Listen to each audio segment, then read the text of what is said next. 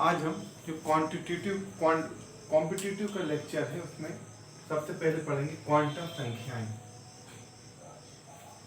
Quantum संख्याएं, तो ये जो संख्याएं हैं ये 4 प्रकार की होती है। पहली होती है मुख्य क्वांटम संख्या n, जिसको बोलते हैं प्रिंसिपल क्वांटम नंबर। ये जो क्वांटम संख्या है यह बताती है कि इलेक्ट्रॉन किस कोश में उपस्थित है। किस कोश में उपस्थित है, कोश मतलब किस शेल में है या किस कक्ष में है। इसके अतिरिक्त इसमें एक तरह से और क्वेश्चन आता है कि ये बताती है इलेक्ट्रॉन की नाभिक से दूरी और इलेक्ट्रॉन की ऊर्जा। ये जो चीज है, ये जो मुख्य क्वांटम संख्या है, ये बताती है कि इलेक्ट्रॉन किस कोश में उपस्थित है, अर्थात इलेक्ट्रॉन की नाभिक से दूरी कितनी है और इलेक्ट्रॉन की ऊर्जा कितनी है। ये बताने वाले अंकों को हम मुख्य क्वांटम संख्या या प्रिंसिपल क्वांटम नंबर कहते हैं। ये हुई प्रिंसिपल क्वांटम नंबर। अब के, एल, एम और एन का मान 1, 2, 3, 4। मतलब यदि कोई इलेक्ट्रॉन के कोश में है, पहले कोश में है तो एल का मान 1, दूसरे कोश में एल का मान 2, तीसरे कोश में एम का मान 3 और चौथे कोश में तो एन का मान 4। मतलब पहले कोश के लिए 1, दूसरे के लिए 2, तीसरे के लिए 3, चौथे के लिए 4। तो ये हो गई प्रिंसिपल क्वांटम नंबर या मुख्य क्वांटम संख्या।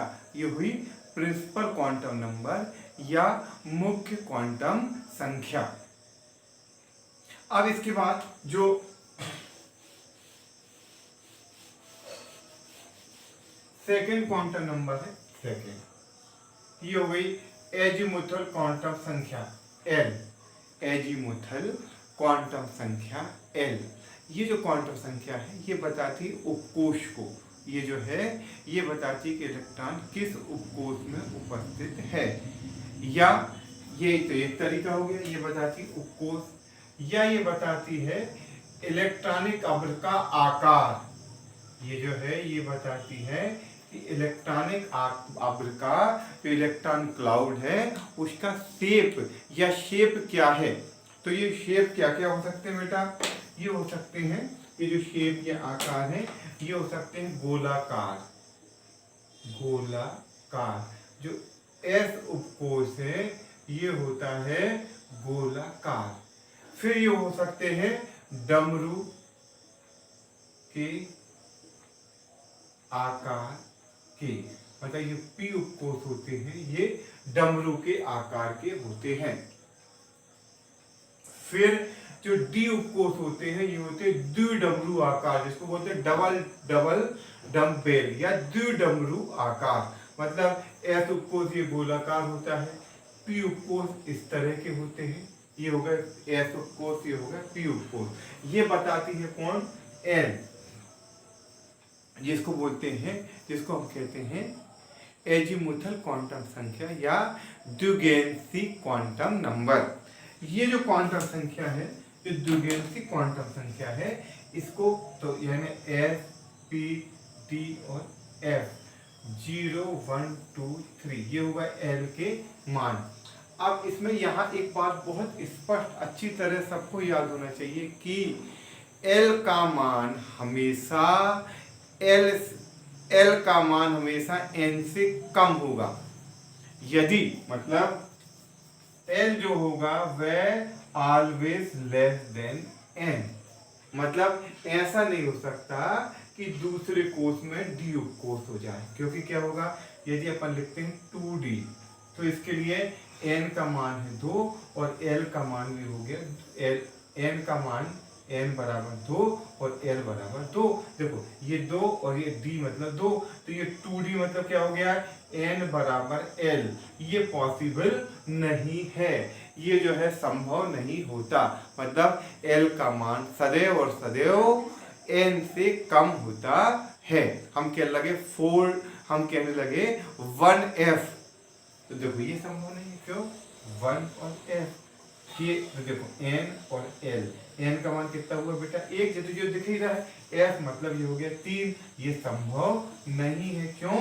क्योंकि हमें पता है कि l का मान सदैव और सदैव n से कम होता है, जो इसका मान जो है सदैव n से कम होगा। ठीक, अब इसके बाद दो क्वांटम संख्या हो गई ये। अब इसके बाद तीसरी क्वांटम संख्या देखो, मतलब अपन समझना, पहली है n, n पर डिपेंडेंट है l और l पर डिपेंडेंट है m। मतलब n पर n, l निर्भर है n पर और m निर्भर है l पर, मतलब सब एक दूसरे पर निर्भर करते हैं। अब तीसरी हुई m, इसको बोलते हैं चुंबकीय क्वांटम संख्या या मैग्नेटिक क्वांटम नंबर। ये जो क्वांटम संख्या है ये बताती है इलेक्ट्रॉनिक अब्र की दिशा या इलेक्ट्रॉनिक अब्र का अभिविन्यास, ओरिएंटेशन, या तो डायरेक्शन शब्द आएगा या ओरिएंटेशन। मतलब इसकी ये जैसे P होता है तो P होती 3, एक होती PX, एक PY और एक होती PZ। मतलब देखो ये जो है, ये जो x दिशा में है वो px कहलाती है, जो y दिशा में है वो py कहलाती है और जो z दिशा में होती है वो pz कहलाती है।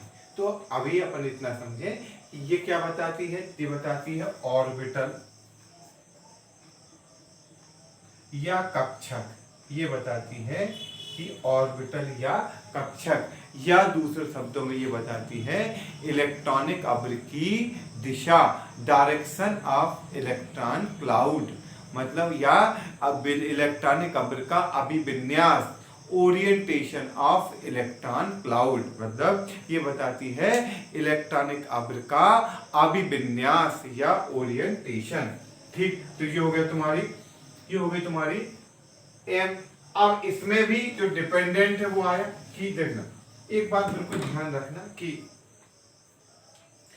l बराबर यदि 0 है तो m के मानों की संख्या होती 2 इंटू l प्लस 1 और ये मान होते हैं -l से 0 और प्लस l तक। l बराबर 0 है तो m की मानों की संख्या होती है 2l प्लस 1 और ये मान होते हैं -l से चालू और 0 तथा प्लस l तक। तो देखना, अब ये हुआ l बराबर 0 है तो पहला 2 इंटू 0 प्लस 1 मतलब होगा एक मान, तो एक मान जो होगा क्या होगा? -l 0 और फिर 0 और प्लस l, मतलब वो होगा 0। मतलब f उपकोष के लिए l भी 0 होता है और m भी 0 होता है। दूसरा हुआ l बराबर 1। अब ये ध्यान रखना कि इसमें l बराबर 1 मतलब ये p उपकोष है तो इसको 2 इंटू 1 प्लस 1 बराबर 3, ये 3 मान होंगे। अब यहाँ फिर डिपेंडेंसी, निर्भरता आई, जैसे अपन ने कहा था कि m, l जो होगा वो सदैव n से छोटा होगा।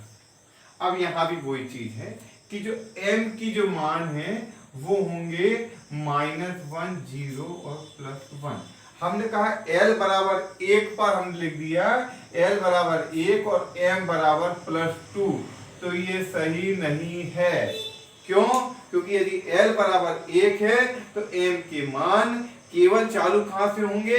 इस -1 से 0 और प्लस l तक। अब देखना, सपोज करो ये l बराबर यदि होता 2 मतलब d उपकोष, तो 2 इंटू 2 प्लस 1 बराबर हो गया 5, तो ये m के मान क्या होंगे? -2, -1, 0 प्लस 1 प्लस 2। अब यदि कोई कहता है कि l बराबर 2 तथा m बराबर +3, तो ये पॉसिबल नहीं है। क्यों? क्योंकि जब l का मान 2 होगा, जब l का मान 2 होगा तो m का मान कम से कम, m का जो मान होगा वह चालू कहां से होगा? -2, -1, 0 प्लस 1 प्लस 2, ये +3 -3 प्लस 4 -4 नहीं हो सकता है।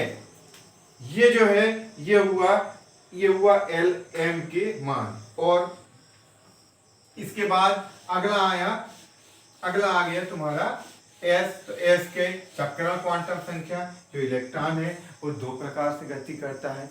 एक अपने अक्ष पर घूमता है, इलेक्ट्रॉन एक तो अपने अक्ष पर घूमता है, और दूसरा जो इलेक्ट्रॉन है ये अपने अक्ष पर घूमता है और मतलब नाभिक के चारों ओर घूमता है और अपने अक्ष पर चक्रण करता है।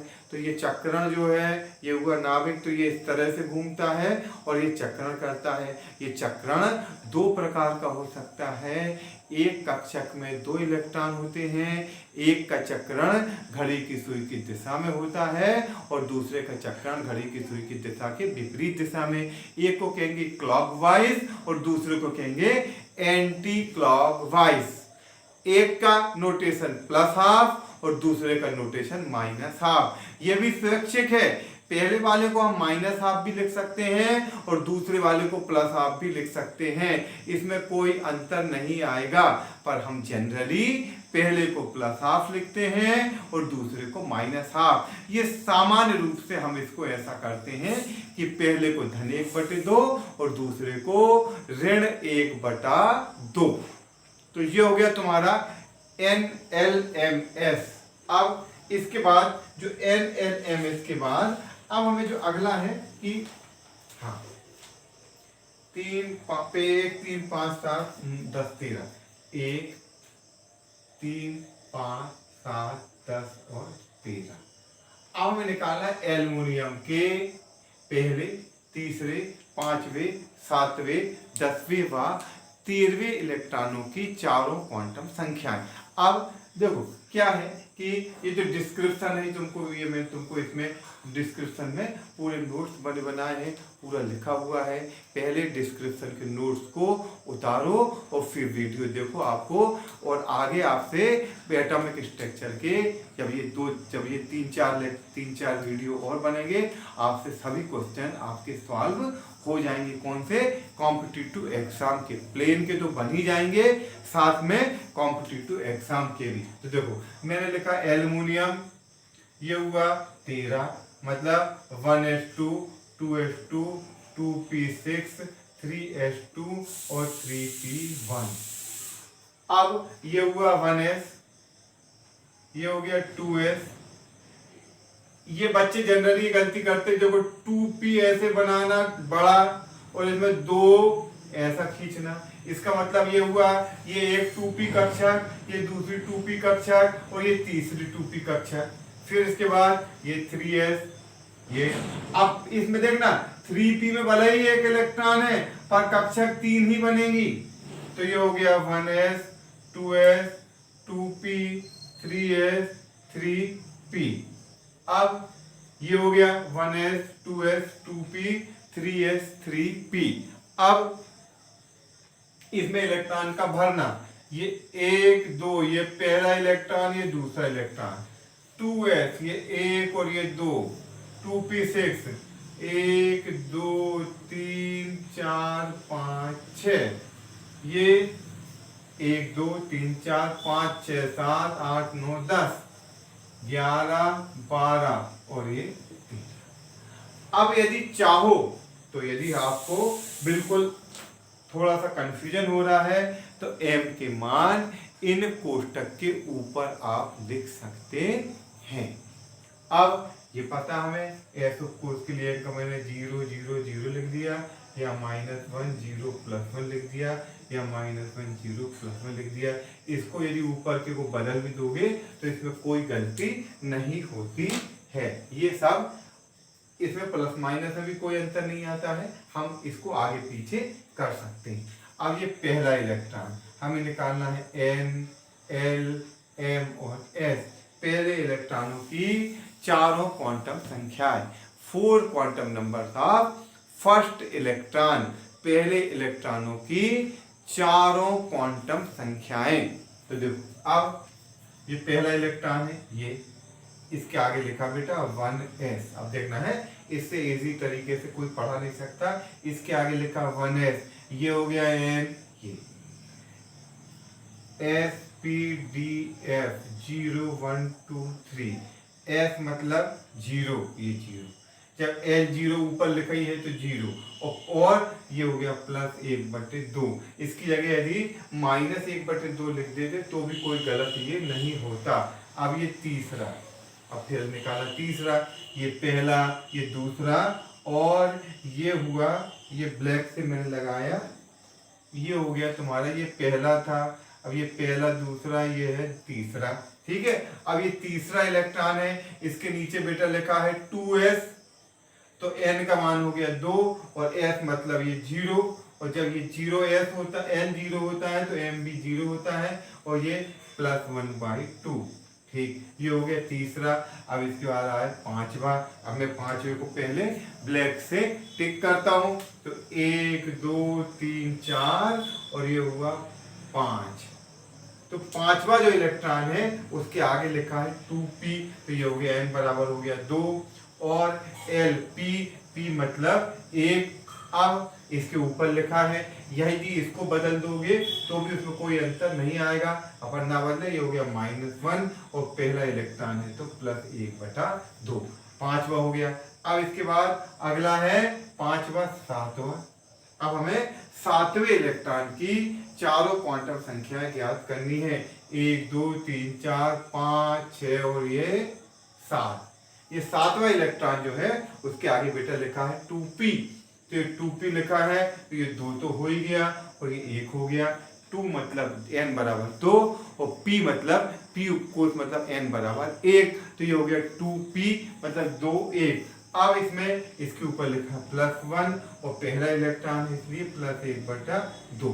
ठीक, अब हुआ 10वां इलेक्ट्रॉन, 7 से 10, 1 2 3 4 5 6 7 8 9 10, 10 मतलब ये लास्ट वाला, इसी का पड़ोसी ये पड़ोसी। ठीक है, अब इसको 2p तो है, जो हो गया 2, ये 1। अब देखना, अब ये भी उसी में है, तो ये हो गया +1, पर यदि इसका चक्कर विपरीत है इसलिए ये हो गया -1/2। अब देखो ये आ गया पॉली का अपवर्जन नियम। देखो इन दोनों की 3 क्वांटम संख्याएं समान है, परंतु चौथी भिन्न होती है। किसी भी जो 2 इलेक्ट्रॉन हैं उनकी चारों क्वांटम संख्याएं कभी भी समान नहीं हो सकती है। अब 13वां देखो, 1s2 2s2 3s2 3p1, 13वां ये लास्ट इलेक्ट्रॉन, इसमें बेटा लिखा है 3p। अब बहुत स्पष्ट है, 3p मतलब ये 13वें में ये हुआ 3, और p मतलब हुआ 1, ऊपर क्या, हाँ। अब एक मिनट, 10वां 11 12 ये 13, ठीक है, -1 और +1/2, 2 3 1 -1 और +1/2, ये हो गई 13वें इलेक्ट्रॉनों की चारों क्वांटम संख्याएं। ये हो गई 13वें इलेक्ट्रॉनों की चारों क्वांटम संख्याएं। तो ये हो गई, ये क्वेश्चन था तुम्हारे को कि चार की इनकी क्वांटम संख्याएं हम किस प्रकार से परिकलित या कैलकुलेट कर सकते हैं। तो इसमें जो है क्या हुआ कि ये हो गई 13वें की 13वां 3 1 -1 और +1/2। अब देखो NLMS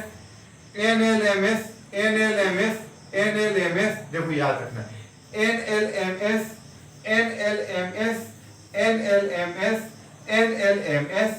केवल क्या है ये दिखाना इससे, ठीक। तो ये हो गया तुम्हारी क्वांटम संख्याएं, ठीक। अब इसमें इनको ज्ञात करना। अब इसके बाद जो अगला है, कौन सा कोश संभव नहीं है। कई बार कॉम्पिटिटिव एग्जाम में ये आ जाता है कि कौन सी क्वांटम संख्या संभव नहीं है या कौन सा कोश संभव नहीं है। तो आप देखो इसमें मैंने लिखा यदि 3D 2D और 1D और 4D 4 कोश लिखे मैंने। अब मैंने तुमसे कहा ये बताओ कौन सा हो सकता है और कौन सा नहीं हो सकता। तो इसको पकड़ने का तरीका क्या है कि L is always less than n। मतलब इसको पकड़ने का यही तरीका है कि L का मान सदैव n से कम होता है। अब बेटा इसमें 4, देखो मैं फिर लिख देता हूं SPDF 0 1 2 3। ये n तो 4 है ही, है ना, n और l। n तो पक्का है, 4 है, दिख ही रहा है, ये लिख दिया 4। l का मान कितना है, ये है 2। ठीक, तो ये छोटा है, तो ये संभव है। 3D, n का मान है 3 और l का मान है 2, ये भी छोटा है, ये संभव है। 2D, n और l, n का मान है 2, ये तो लिखा ही है, और d मतलब 2, ये क्या हो गए, दोनों बराबर हो गए। नहीं भैया, हमारा क्या कहना है कि l का मान सदैव और सदैव, l का मान सदैव और सदैव n से कम ही होना चाहिए, तो ये पॉसिबल नहीं है। 1D, n और l, n1 और d मतलब 2, ये भी ज्यादा बड़ा हो गया ये तो जब बराबर में ही संभव नहीं था तो बड़े में भी संभव नहीं है, मतलब 2D और 1D जो है वो पॉसिबल या संभव नहीं होते हैं। अब कॉम्पिटिटिव एग्जाम में कई बार क्वेश्चन आता है कि कौन सी क्वांटम संख्या संभव नहीं है, कौन सी क्वांटम संख्या संभव नहीं है, पॉसिबल नहीं है, ये बताना कि इनमें से कौन सी क्वांटम संख्या संभव नहीं है, मतलब असंभव है। तो इसको पकड़ने का पहला तरीका इसमें कि कौन सी क्वांटम संख्या संभव नहीं है। अब इसमें पहला तो अपन यही देखते हैं कि L is always greater than n, मतलब L का मान सदैव और सदैव n से कम होगा। यदि ये बढ़ जाता है तो ये संभव नहीं है। अब यहाँ मैं फॉर एग्जाम्पल लिखता हूँ n, l, m और s, या लेकर 2 माइनस 1 प्लस 1/2, ये संभव है नहीं है, नहीं है। क्यों? क्योंकि ये इसके बराबर हो गया, जबकि हमारा कहना क्या है कि ये हमेशा इससे, यदि ऐसा होता 2 माइनस 1 प्लस 1/2 तो ये संभव था, पर ये संभव नहीं है। मतलब l का मान सदैव और सदैव n से कम होना चाहिए। ठीक, अब सेकंड, अब इसको देख लिए, चेक किए, अब इधर आ गए अपन इस पर, तो इस पर चेक करने पे ये है कि देखो जो m की वैल्यू है ये -l से चालू होकर 0 तथा +l तक होती है। फॉर एग्जाम्पल जैसे मैंने कहा p उपकोष, तो इसके लिए L बराबर, देखो बहुत बार हो गया SPDF 0 1 2 3, P उपकोष, इसके लिए जो L बराबर है वो है L बराबर है 1, इसके लिए L बराबर है बेटा 1। जब इसके लिए L बराबर 1 है, जब इसके लिए L बराबर 1 है तो M जो है ये -1 0 और +1 के बीच, तीनों में के अलावा चौथा नहीं हो सकता। यदि यहाँ लिख दिया m बराबर +2 तो वो गलत हो जाएगा, यदि यहाँ लिख दिया m बराबर -2 तो वो गलत हो जाएगा। जैसे मैंने लिखा 3 1 +2 -1/2, तो ये गलत है। 3 के साथ 1 तो हो सकता है, और 1 के साथ +2 होना संभव नहीं है।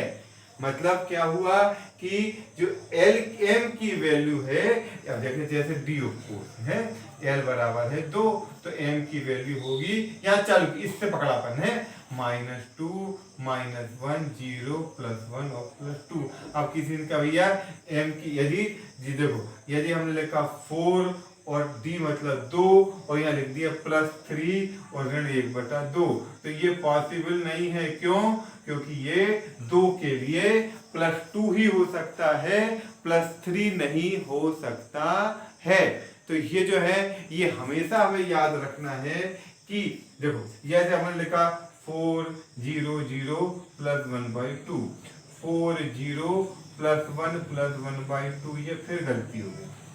जब ये 0 था तो m की वैल्यू 0 ही होगी, ये गलत है, ये ऐसा होना संभव नहीं है। मैंने लिखा 4 1 प्लस 2 प्लस 1/2, ये भी नहीं होगा। क्यों? क्योंकि जब 4 1 है तो 1 के साथ m की वैल्यू या तो -1 होगी या 0 होगी या +1 होगी, इसके अतिरिक्त कुछ भी नहीं हो सकती है। पहली विधि। दूसरी विधि, तीसरी, s का मान या तो (1/2) होगा या (1/2). अब किसी ने लिख दिया s बराबर 0, तो ये भी नहीं होता है। s की वैल्यू केवल, चुंबकीय क्वांटम संख्या की वैल्यू केवल 2 होती है, (1/2) या (1/2). तो ये कुछ ऐसी चीजें हैं जिससे हम ये पकड़ सकते हैं कि ये जो क्वांटम संख्या है, कौन सी क्वांटम संख्या संभव है और कौन सी क्वांटम संख्या संभव नहीं है, कौन सी संख्या हो सकती है और कौन सी क्वांटम संख्या का होना संभव नहीं है। इसको देखने के ये कुछ तरीके हैं। ठीक है बेटा, ओके।